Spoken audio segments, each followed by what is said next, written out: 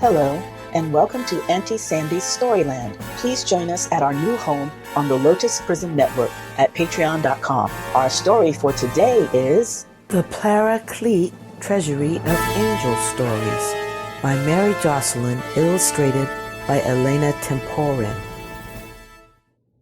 Angel of God, my guardian dear, to whom God's love commits me here, ever this day be at my side, to light and guard, to rule and guide. Choirs of Angels.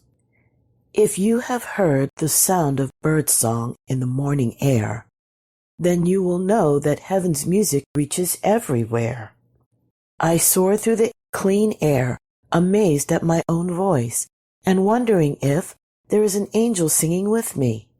I don't feel afraid to look up to the sky and its miles and miles of blue, for in the clean air and the wide everywhere is the love that surrounds me and you. The Angel of Paradise. At the very beginning of all things, God planted a garden in Eden. Through the middle of the garden flowed a sparkling stream, and on its banks trees grew strong and green. When their delicate and graceful blossoms fluttered to the ground, their fruits grew plump and round. Apricots and apples, pomegranates and peaches, cherries and cherrymosas. It was in this paradise garden that the first man and the first woman awoke. "Look, Adam," said God. "Eve, come and see." God's call rippled through the air like a warm and playful breeze. "I have made all this for you to enjoy, all except that one tree in the middle of the garden.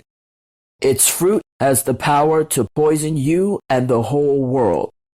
If you eat it, all the good things you enjoy will be tainted with evil.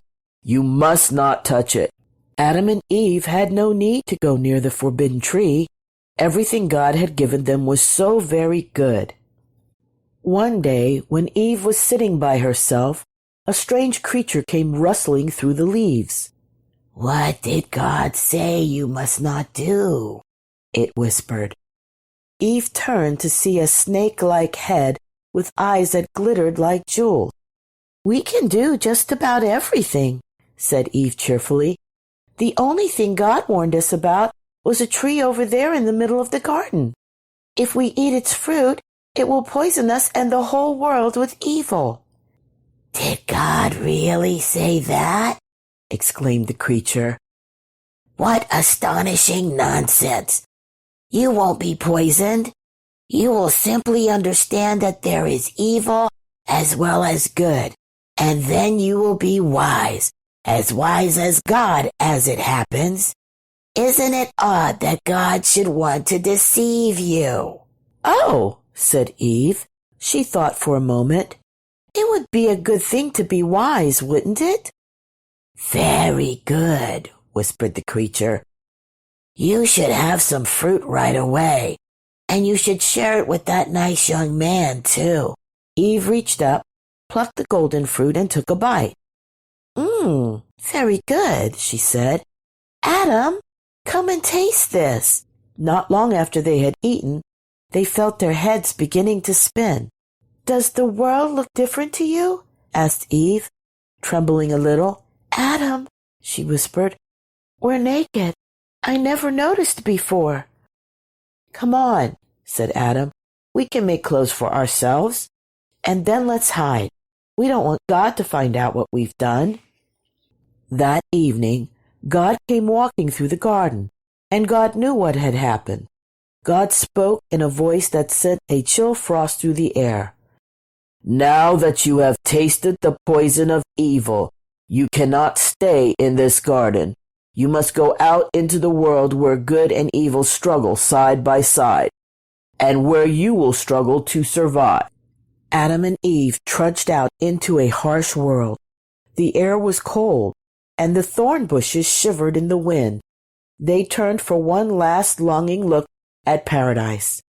God's own angel was standing there, silent and fierce. As they looked, the angel lifted a shining sword that slashed through the air like lightning. They turned away. There was no way back to paradise. The stairway to heaven. Among the descendants of Adam and Eve were two brothers. Their names were Esau and Jacob. Esau was a hunter, tall and strong, with a flowing mane of red golden hair. Jacob, the younger, was slender and pale. He did not have the strength or the courage to go hunting, but he was devious and cunning. Little by little, he cheated Esau of all the rights of the firstborn son. First, the inheritance promised from their father. Next, their father's blessing. Esau's mood grew dark and angry.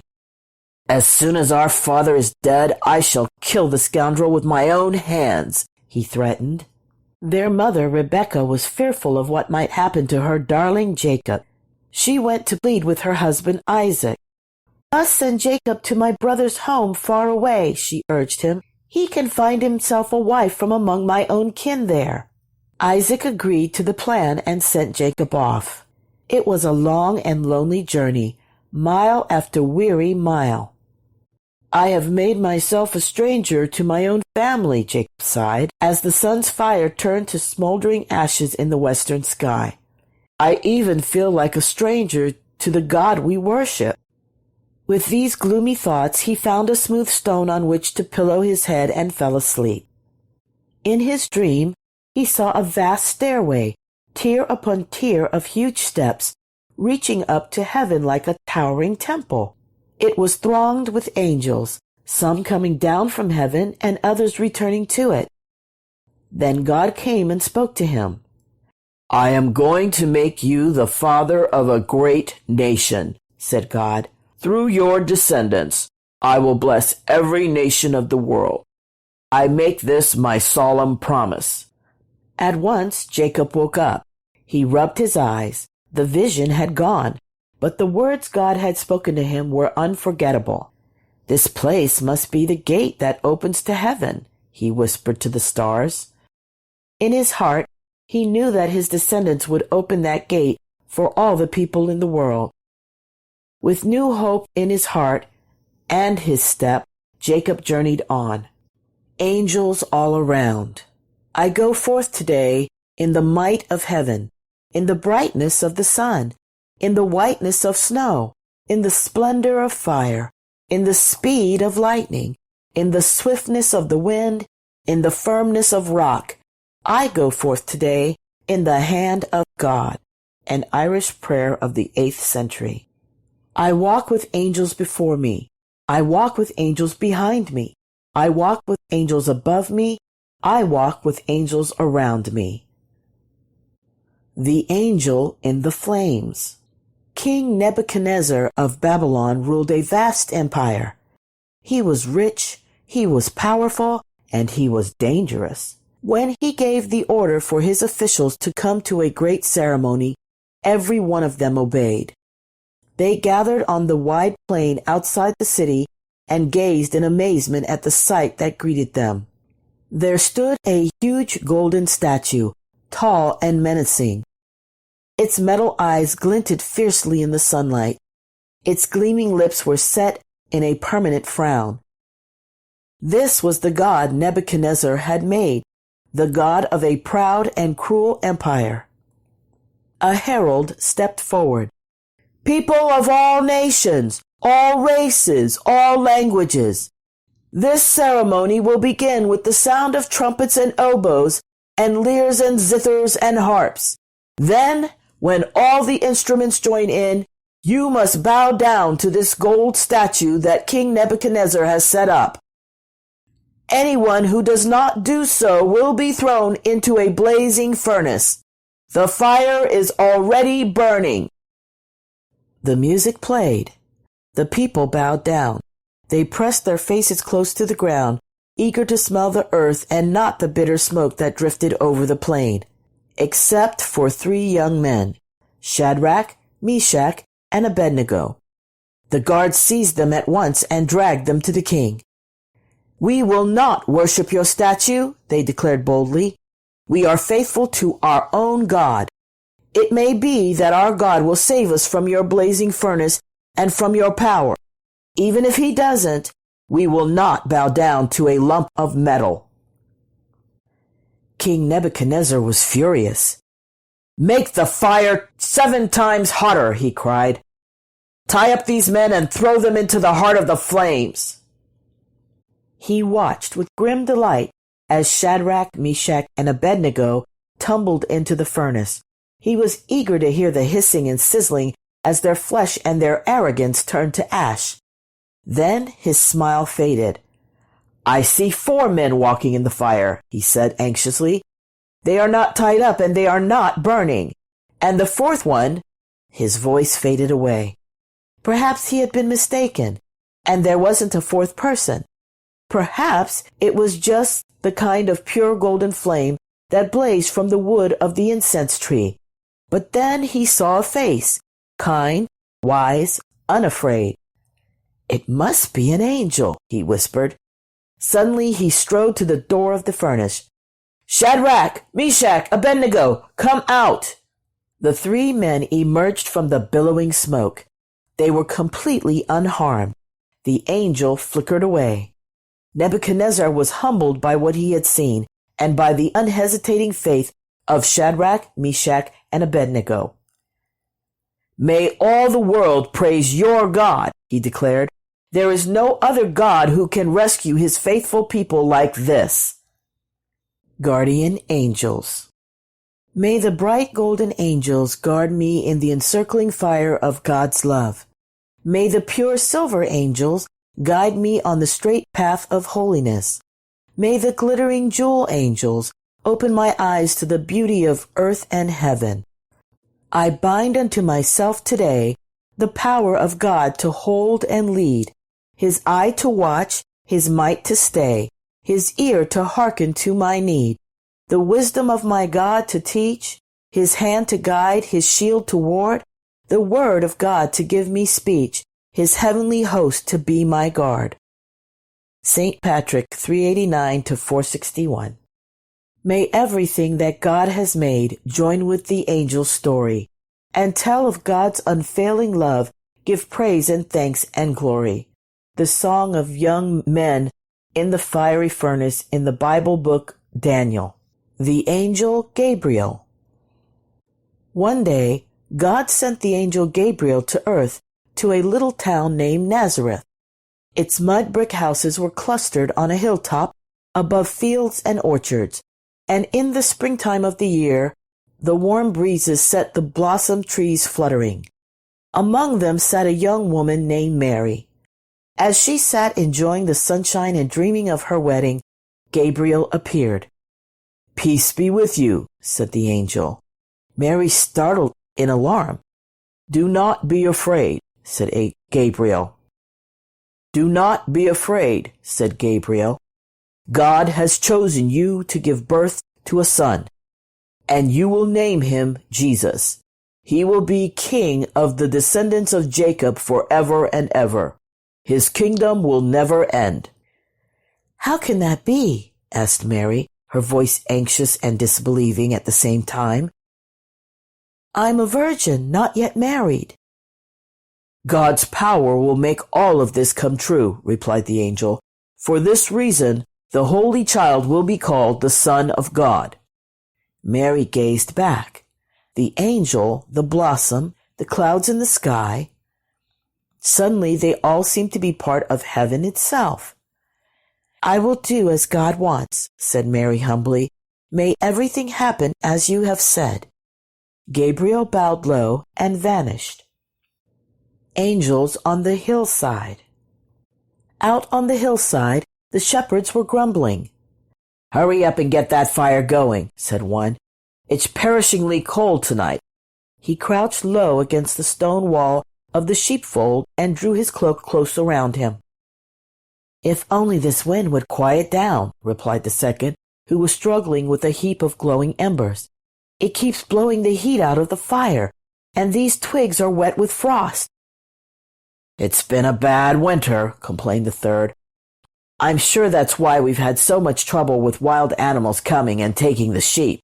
Otherwise, We could have taken it in turns to sit out here with the flocks, while the other two of us could have been warm and dry in our homes in Bethlehem. I've hardly made enough income this year to keep myself, said the first, and now there's all this talk about the emperor wanting to put up the amount of tax we have to pay. He's nice and snug in his luxury palace in Rome, and we're sitting on the cold, hard ground trying to keep body and soul together. I've got a flame going, said the second. He stood up wearily. We'll need it. See that snow blowing in. He went to fetch another meager bundle of firewood. Just as the fire sprang to life, a sharp gust of wind brought a scattering of snowflakes swirling through the air. Here comes the blizzard, he said. I've never seen such snow. It's like the heavens have opened. All at once the crystal flakes were lit with gold. There in the middle of the dark winter night danced an angel, as merry and graceful as a flame of fire. Don't be afraid, said the angel. I have good news for you and all the world. Tonight in Bethlehem, a baby has been born, God's chosen king, the one who will set you free. You will find him, newborn, wrapped in swaddling clothes, and cradled in a manger. Then it seemed that each one of the glittering snowflakes unfolded like a flower, and from within each an angel flew, dancing and singing. Glory to God in the highest, peace on earth, they sang. And the melody filled the sky and echoed among the stars. As suddenly as they had come, the angels vanished. The shepherds looked at one another, still dazzled by what they had seen. Come on, said one. Let's pile the damp and useless firewood against the gate to keep wild animals away from the sheep. And then let's get ourselves up the hill and into Bethlehem. We've got to find out if this is true. Soon they were hurrying into the town, tiptoeing down alleyways and peering into courtyards. At last, a tiny point of light led them to a barn. A woman was humming a lullaby. A baby gave a soft cry. They drew back the cloth that had been fastened over the entrance against the cold. There was Mary and Joseph and a newborn baby. This is a miracle, whispered the shepherds. We have just seen a great company of angels who told us we would find this child. He must truly be God's chosen one. Mary listened to all they had to say. In her heart, she believed more firmly than ever that her child would be the one to make peace between heaven and earth. Nighttime Angels. Keep watch, dear God, with those who work or watch or weep this night, and give your angels charge over those who sleep. In the quiet night, I can hear the wind that blows from heaven, bringing life and hope to all the earth. St. Augustine, 354-430.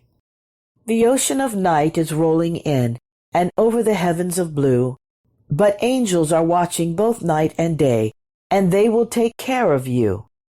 My room is dark in the deepest night. Oh, fill my life with heaven's light. I am awake to unknown fear. Oh, send the angels very near. Lord, keep us safe this night, secure from all our fears. May angels guard us while we sleep, till morning light appears. John Leland, 1754-1841. Easter Angels. Two women hurried along the path, anxious and fearful. In the pale dawn light, each bush and tree seemed to take on a weird and threatening shape. Do you think that we will be recognized as followers of Jesus? Asked one. Do you think people will want to arrest us like they arrested him? Will we be put to death as he was? It's a worry, said the other. Her name was Mary Magdalene, and she had been one of Jesus' most loyal friends. She glanced over her shoulder and began to walk even more quickly. Even so, the danger isn't going to stop us giving Jesus' body a proper funeral. He deserves it. He was such a good person. He only wanted people to know how much God loves them. And then people turned against him. It's so wrong, so unfair. For a while they walked on, secretive and silent. They were getting close to the place where Jesus' body had been placed in a tomb. The one who had spoken first had another question. "How are we going to roll the stone away from the door of the tomb?" she whispered. "It's too heavy for us, I'm sure." Mary Magdalene bit her lip. "You may be right," she said. "I hadn't thought of that." All at once their plans for going back to Jesus' tomb to wrap the body in the traditional way with precious spices among the cloths seemed foolish. "We'll just have to try," she hissed defiantly. "Oh no, look! There are Roman soldiers on guard." "Now what do we do?" asked the other. Suddenly there came a low roar, like a distant thunder. The earth beneath the women's feet trembled, the trees shook, and all the birds sped away like dark arrows in a silver sky. Lightning flashed down and struck the round stone door to the tomb. In the dazzling light, the women saw the soldiers leap to their feet and then fall down, stunned and unconscious. The huge door rolled open. The shards of lightning flickered away, and there, sitting on the stone, was one of God's angels. "Don't be afraid," the angel said to the women. "I know you are looking for Jesus, who was crucified. He is not here. God has raised him to life. Look, the place where they laid him is empty. Go and tell his friends that their beloved Jesus is going to meet them in Galilee." The women turned and ran, full of fear and at the same time thrilled with joy. All at once the sky was filled with golden light as the sun floated upward on the eastern sky. Mary paused for a moment, catching her breath in wonder. It seemed as if she was standing at the door of heaven itself. The angel and the dragon. High in God's heaven, the ancient dragon awoke and lifted its 7 ugly horned heads. "The time has come," it hissed. "The time to complete what was begun in Eden. The time to destroy all of humankind forever." It flicked its huge scaly tail, and 1/3 of the stars in heaven sizzled and tumbled down in flames. As they fell into the pit of darkness, shadows rose up in triumph and began to dance an evil, gleeful dance. Then a voice rang out, bright and clear as a trumpet. "You are wrong. The time has come when evil will be destroyed." The archangel Michael flew down, his golden sword slicing through the sky. He dealt the dragon a deathly blow, and the monster tumbled through the air. Behind him, a host of angels swept down on the shadows. The shadows scattered like the scorched and tattered fragments that rise and fall in the smoke of a bonfire. Then, from the ashes of the great battle between good and evil, there arose a new heaven and a new earth. A loud voice called out, "Now God's home is with humankind once more. They will truly be God's people, as they were in the Garden of Eden. Everything that brought grief and sadness is gone. All things have been made anew. Happy are those who come to share the fruit of the tree of life." The time had come for angels and humankind to sing together. Heavenly Angels. O Michael of the angels, and the righteous of heaven. O Michael of the angels, and the righteous in heaven, shield thou my soul with the shade of thy wing. Shield thou my soul on earth and heaven. From Carmina Gadalisa. As Michael and all the angels threw the dragon of evil from heaven, so may I fight evil in the world with the help of God's holy angels. Thou angel of God who has charge of me, be thou a bright flame before me. Be thou a guarding star above me. Be thou a smooth path below me, and be a kindly shepherd behind me, today, tonight, and forever. I am tired, and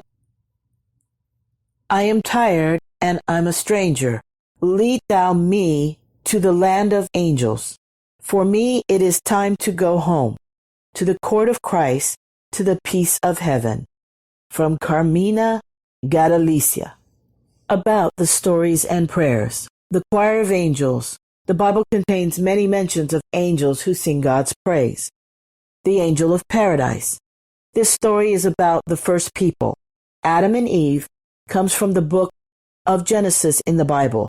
It tells of how there came to be a great divide between heaven and earth and of the angel who stands at the gateway to paradise. The Stairway to Heaven.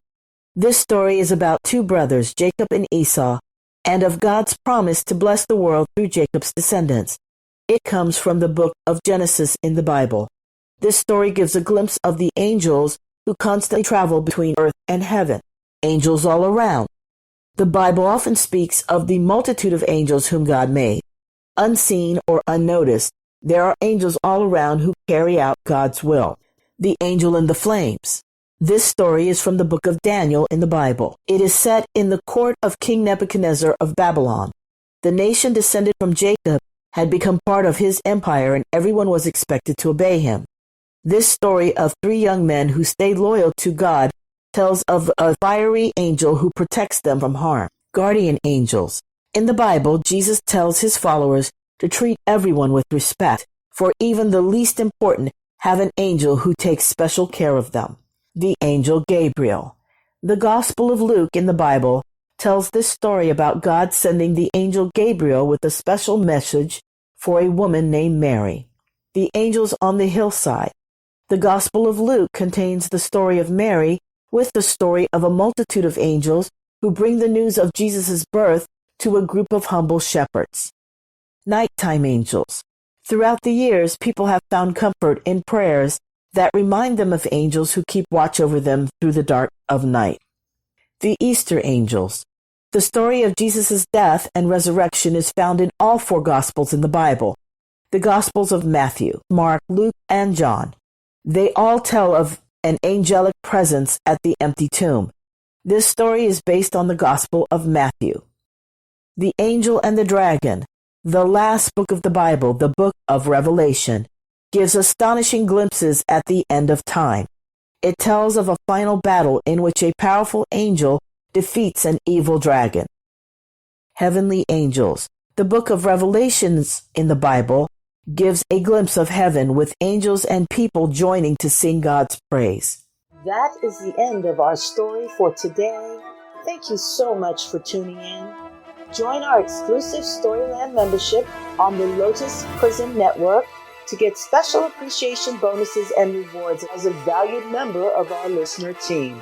To join our membership, go to patreon.com/the Lotus Prism Network.